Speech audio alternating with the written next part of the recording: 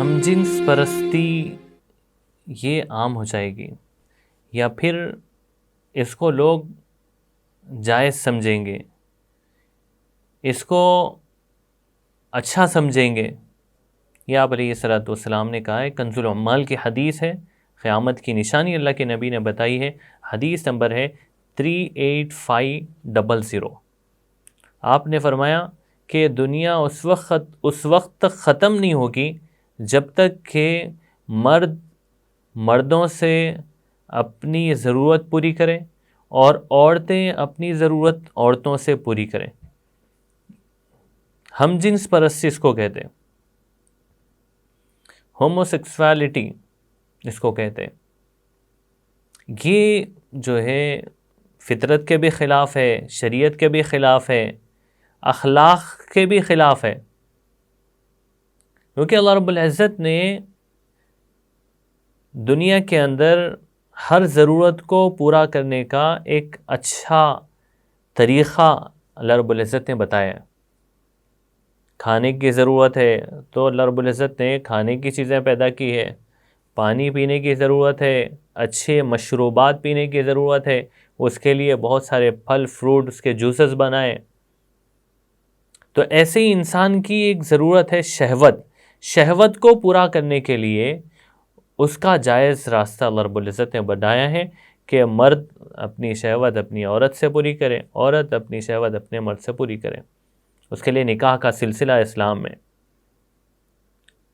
اسلام آنے سے پہلے بڑے عجیب طریقے سے جو ہے دنیا کا نظام چل رہا تھا، لیکن یہ ضرورت پوری کرنے کے لیے، جسمانی ضرورت کی تکمیل کے لیے اللہ رب العزت نے نکاح کا پاکیزہ نظام بنایا، اور یہ نکاح ہر نبی کی سنت ہے، ہر نبی کی سنت ہے۔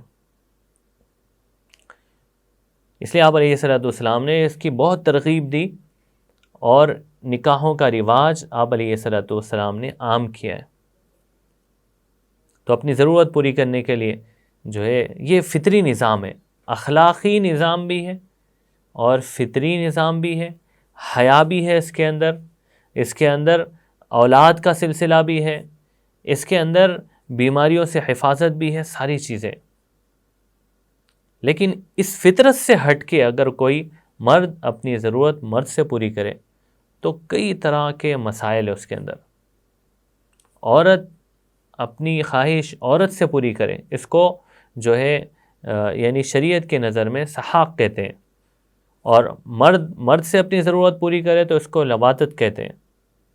یہ دونوں حرام ہیں۔ قوم لوط پر جو عذاب آیا ہے وہ اسی وجہ سے کہ ان کے مرد اپنی ضرورتیں جو ہے مردوں سے پوری کرتے تھے، بچوں سے پوری کرتے تھے، تو اللہ رب العزت نے ان کے اوپر عذاب بھیجا ہے، کئی قسم کے ان کے اوپر عذاب آئے۔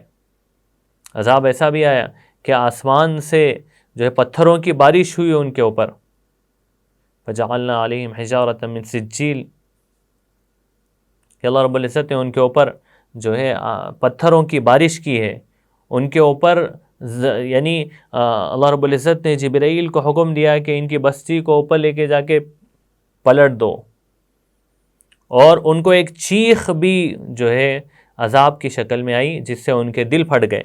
تو مختلف عذابات ان کے اوپر آئے، حالانکہ گناہ ایک، عذاب کئی طریقے کے۔ تو اس لیے یہ جو ہے اس زمانے کے اندر یہ بہت بڑا مسئلہ،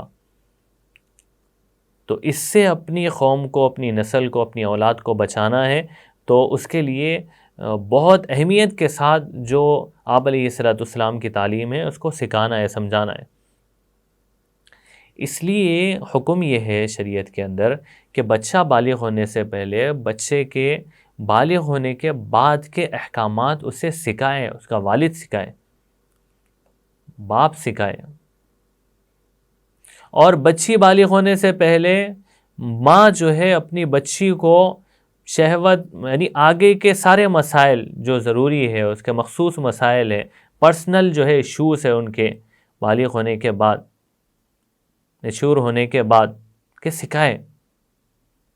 یہ حکم ہے۔ اگر خود ماں باپ نہیں سکھا سکتے شرم حیا کی وجہ سے، تو بچے کو کسی عالم کے پاس بٹھائے، بچی کو کسی عالمہ کے پاس بٹھائے، وہ ان کو سمجھائے کہ آگے اپنی ضرورت پوری کرنے کے لیے کیا کیا راستے اللہ نے بنائے ہیں، کیسے کیسے حالات آنے والے ہیں، اور اس میں کیسے کیسے جو ہے یعنی شریعت تمہاری رہبری کرتی ہے. یہ سکھانا بہت ضروری ہے.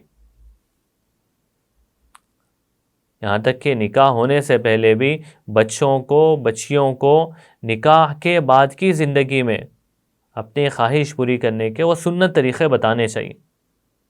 یہ ذمہ داری ہے. اس شرم کی وجہ سے اس کو چھوڑنا نہیں چاہیے.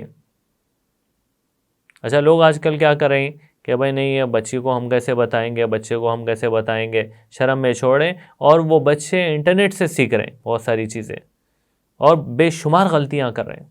اس لیے حیا کا تقاضا یہ نہیں ہے کہ آپ مسائل نہیں بتائیں. حیا یہ ہے کہ حدود میں رہتے ہوئے صاف صاف انداز میں ان کو سکھائے. دوسری چیز یہ ہے کہ بستر الگ الگ کرنا، بچوں کے بستر الگ، بچیوں کے بستر الگ، بیچ میں گیپ ہو، فاصلہ ہو بستروں کے درمیان میں.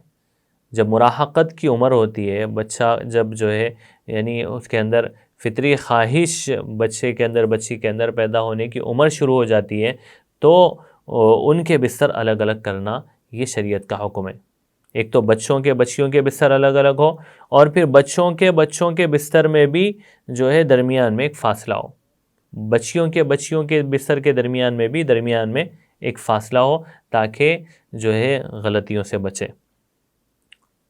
اس قسم کی اور بہت ساری چیزیں جو ہے یعنی یہ ہم جنس پرستی سے بچنے کے لیے، بچانے کے لیے کرنا بہت ضروری ہے. اللہ پاک سمجھنے کی بھی توفیق عطا فرمائے، عمل کی بھی توفیق عطا فرمائے.